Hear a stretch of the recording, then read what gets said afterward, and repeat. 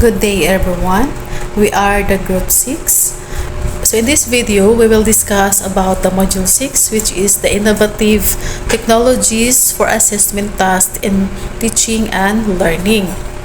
In this video, we will only focus discussing about the lesson 1, which is ICT and assessment for learning. What is assessment? Assessment is very important in student learning. There are many approaches to assess in learning, with an emphasis on the process of learning along with the product of learning. The ultimate measure of student competence is performance. Development in information and communication technology, or ICT, has thrown open numerous possibilities for assessing student learning and providing immediate feedback. So what is assessment? Assessment is the process of identifying, gathering, and interpreting information about the student's learning. Let's proceed now to the types of assessment. Assessment can be classified into various types or approaches based on the purpose for which it is designed. It can be classified as formative assessment, summative assessment, diagnostic assessment, and the last one is the authentic assessment. The number one types of assessment is the formative assessment. Formative assessment provides feedback and information during the instructional process while learning is taking place and while learning is occurring. So the goal of formative assessment is to monitor student learning, to provide ongoing feedback that can be used by teachers to improve their teaching and by students to improve their learning. So formative assessment helps students identify their strengths and weaknesses and target areas that need to work, and also help teachers to recognize where students are struggling and address problems immediately.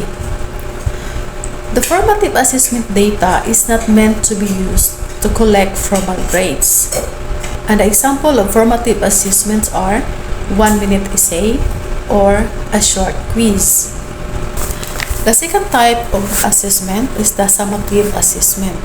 It takes place after the learning has been completed and provides information and feedback that sums up the teaching and learning process. So the summative assessment is used to evaluate student learning, skill acquisition, and academic achievement at the conclusion of a defined instructional period. Therefore, they are generally evaluative rather than diagnostic. They are more appropriately used to determine learning process and achievement, evaluate the effectiveness of educational programs, measure progress toward improvement goals, make course placement decision, among other possible applications. So summative assessment results are often recorded as scores or grades. Examples are midterm or final examination. Third types of assessment is the diagnostic assessment. Can help teachers identify their student current knowledge of a subject, their skill sets and capabilities, and to clarify misconception before teaching takes place. Knowing students' strengths and weaknesses can help you better plan what to teach it. Examples on this are pre-test, self-assessment, and interviews. The last type of assessment is the authentic assessment or performance assessment. Describes the multiple forms of assessment that reflect learning, achievement, motivation, and attitudes on instructionally relevant classroom activities. Authentic assessment designed to assess how well children can apply what they have learned to real-world situations. They are often seen as being more valuable than traditional assessment. The authentic assessment examples are experiment, demonstration, or projects. And that would be all. Thank you. And I will give you to the next reporter.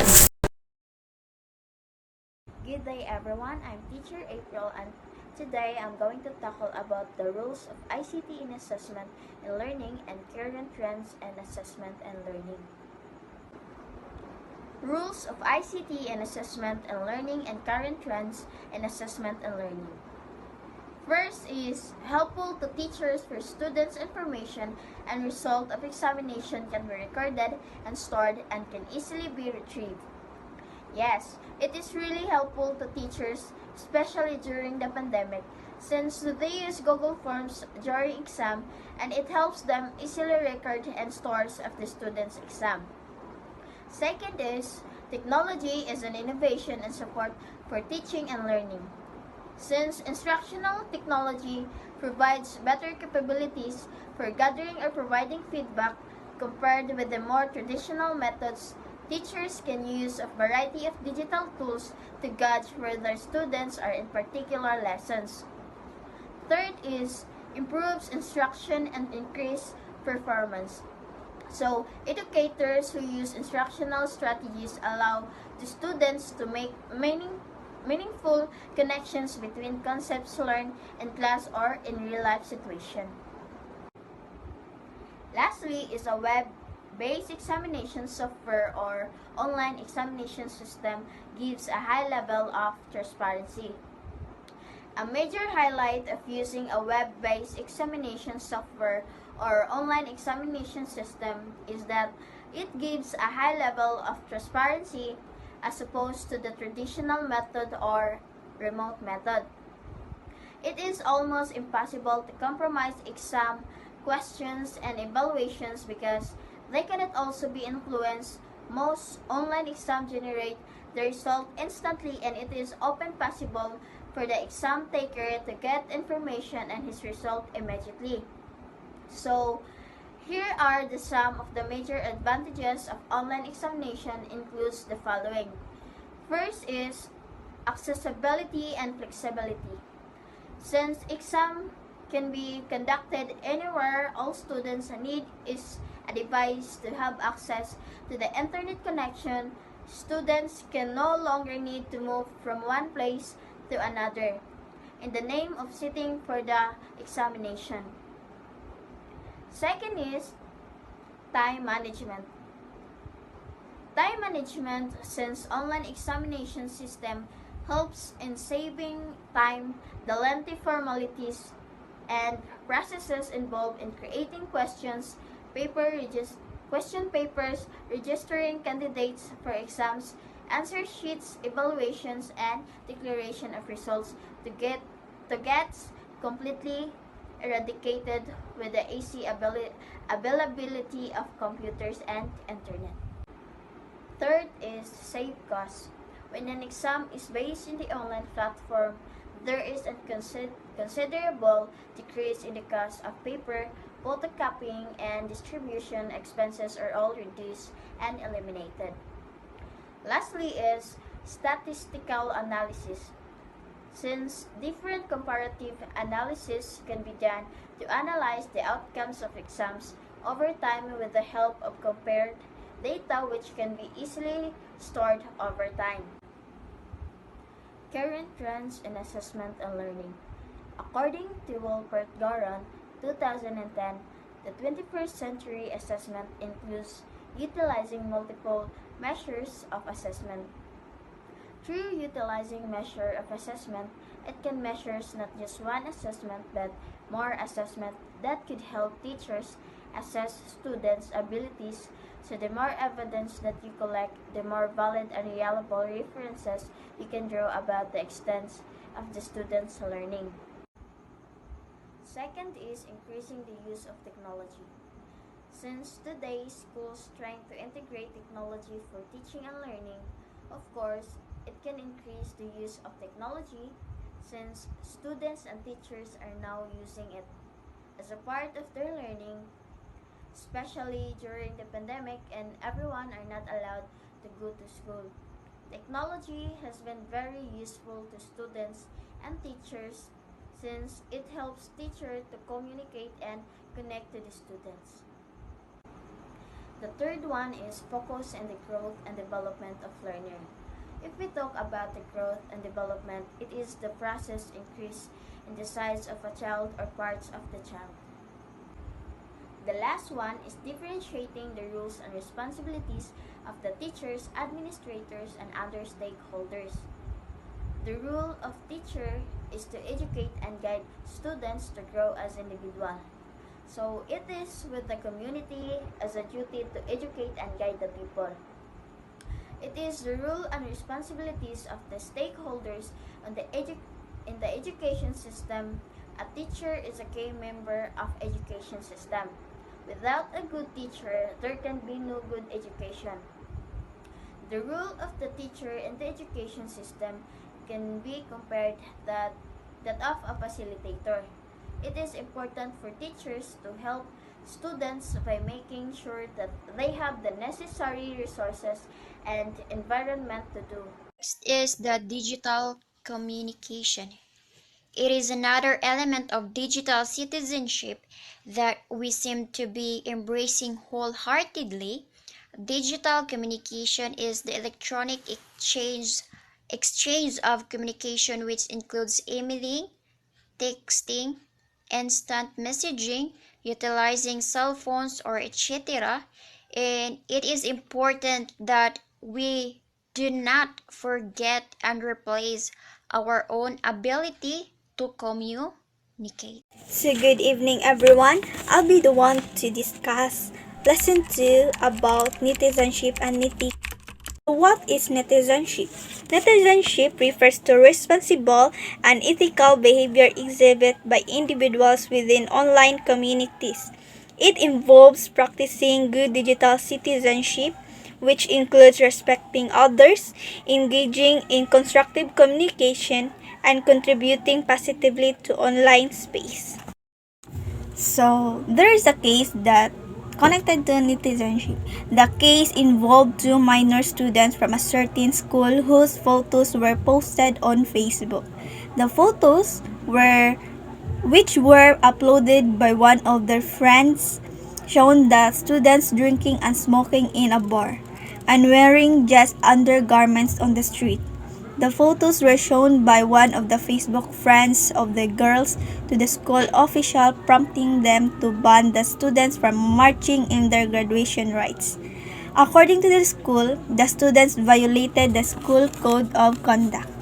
The parents of the students, in defense, filed a petition for the issuance of a writ or of habeas data and asked to court to order the school to surrender and deposit all soft and printed copies of the photograph, and to declare they have been illegally obtained in violation of the children's right to privacy. So, this agreement is a consonant of Supreme Court decision. So, let's see what is the decision of Supreme Court in this case. So, the court dismissed the parents' petition and ruled that the school did not violate the minors' privacy rights. According to the court, the school cannot be faulted for being steadfast in its duty of teaching its students to be responsible in their dealings and activities in cyberspace, particularly in social networks when it enforced the disciplinary action specified in the student's handbook, absent a showing that in the process it violated the student's right.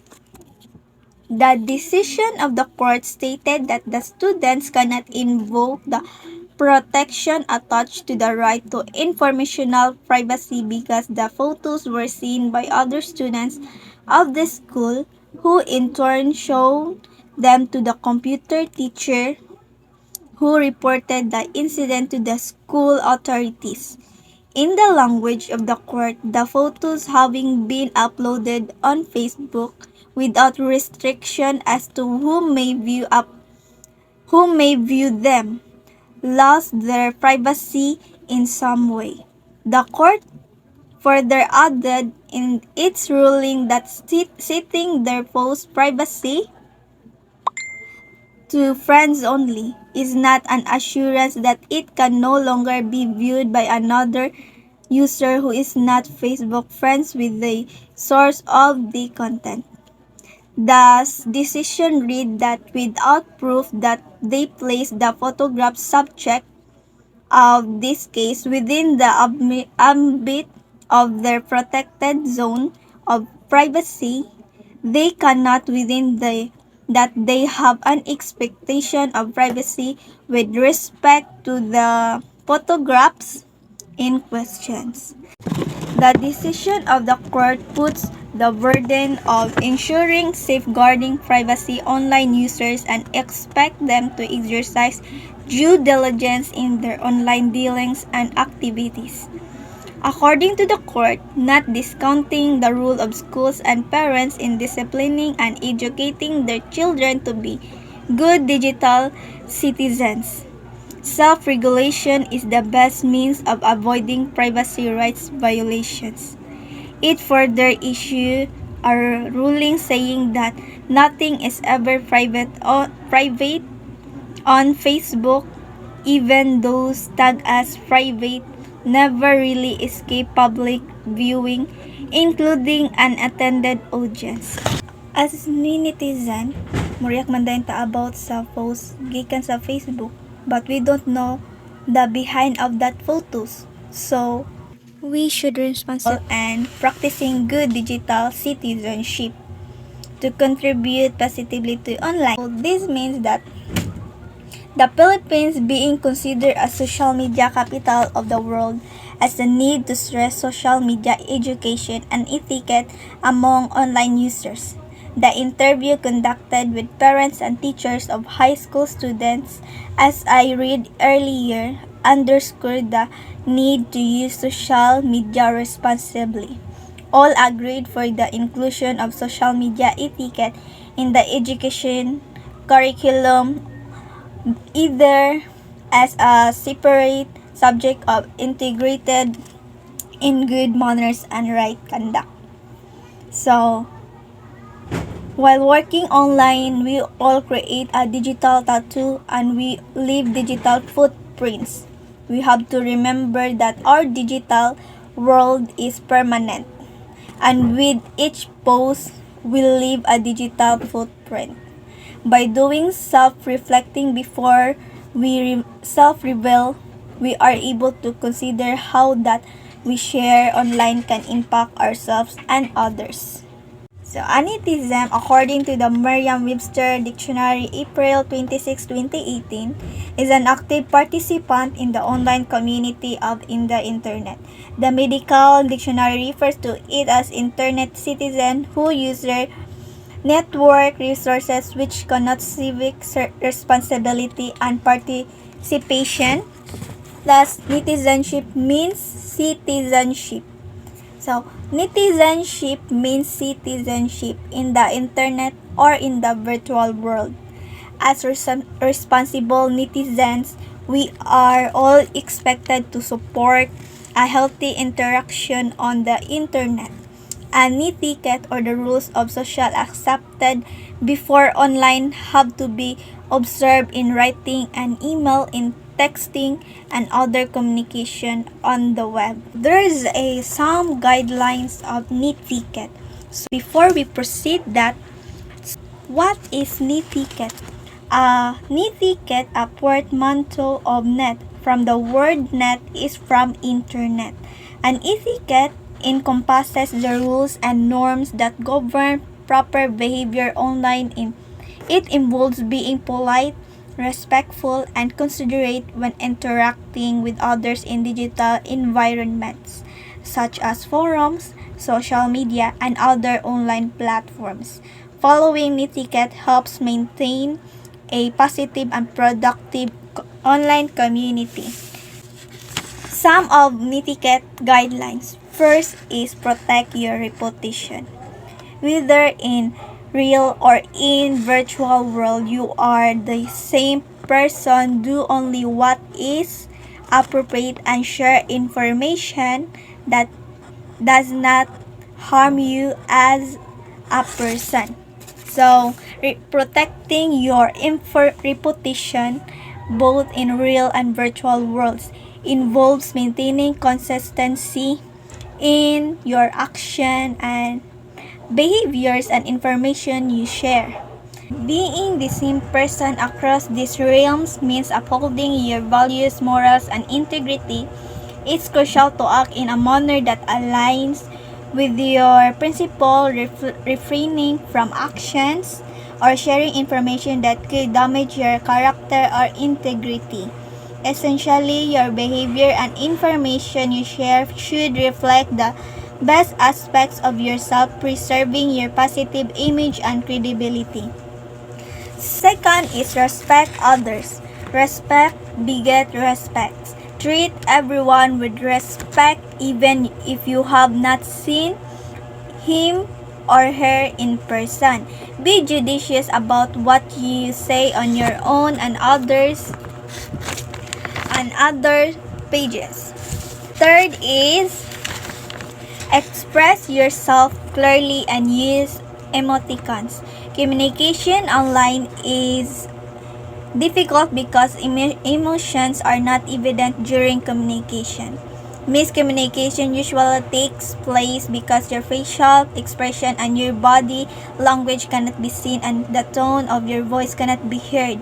Thus, emoticons are reading available to show your emotions. So, communicate online is often it's challenging because our emotions aren't directly conveyed through facial.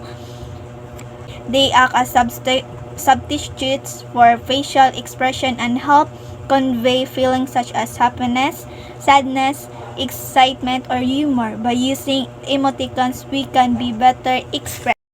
Fourth, remember the intellectual property. Ideas online are products of intelligence of others. If you need to cite them, acknowledge the authors. You definitely do not want to steal properties of others. Fifth, spelling, grammar, and punctuation. Since your face cannot be seen online, you will be judged according to your posts. Good write means good manners. We do not want to waste other people's time reading our post which is incomprehensible. 6. Pause before you post. Take note that whatever you post becomes permanent. Therefore, think twice or thrice before you click send. 7. Do not share your personal information.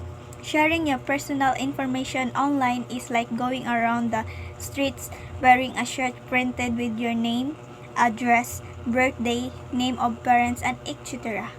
You definitely do not want to reveal all this to many people.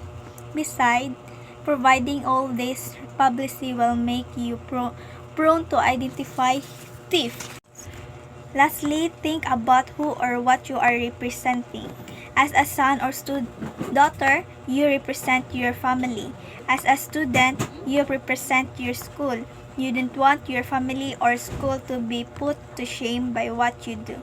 So that's all my part. So the lesson 3 will be tackled by Mr. Kim. So, according to World Intellectual Property Organization, it refers to creation of the mind such as inventions, literacy and artistic works design, symbol and name, and images used in commerce. So, an intellectual property right is a right held by a person or by a company to have exclusive right over this. Intellectual property are protected by the World Intellectual Property Organizations, to which the Philippines is one of the 191 members states in our country. We have the Intellectual Property Office of the Philippines. Republic Act 8293, this act defined intellectual property to include copyright and related rights, trademarks and service marks, geographic indications, industrial design, patience and layout design. When we say copyright, refers to the legal right given to the owner of the original work or intellectual property. These works are original intellectual creations and the literacy and artistic protected from the moment of their creation, which includes the following. Copyright is a broad category that protects creators of literacy, dramatic, artistic, musical works, example books, letter, email, blog, computer program, compilation, government publication, script, play, film, painting, sculpture, music video, and etc. The internet is very rich source of this matter and we should be careful in using them. Now, that copy and paste are very accessible commands in our computer toolbars. We should try not violate the copyright laws, otherwise we could be accused of copyright infringement. Copyright infringement is the use of works without permission, where the copyright holders has the exclusive right to reproduce, distribute, display, or perform the protected work, or to make derivative works. Proper citations should be used when including them in our output. Copyright and infringement versus plagiarism. So, plagiarism is an act of rude and involves both stealing someone else's works and lying about and afterwards. So, plagiarism further elaborate the following as a plagiarism. Number 1 is turning in someone else without as your own. Number 2 is copying words or ideas from someone else without giving credit. Number 3 is failing to put quotation mark. Number 4 is giving incorrect information about the source of quotations. Number 5 is changing words but copying the sentence structure of a source without giving credit. Number 6 is copying so many words or ideas from a source that it makes up the majority of your works. Whether you give credit or not, see our sections on fair use rules. For image, videos, and music, the following are counted as plagiarism. Copying media, especially images, from other websites to paste them into your own papers or websites. Making videos using footage from other videos or using copyright music as a part of the soundtrack. Number 3, performing other person's copyright music. Number 4, composing a piece of music that borrows heavily from another composition. In other words, plagiarism occurs when someone does not give credit to the ideas or works they use to support new points or works, or passes it off as their own, while the infringement is when someone reuses the works of others outside of the limits of copyright law, or takes the right over the work held by a copyright owner without permission. In addition, copyright infringement is a legal violation while the plagiarism is an ethical violation.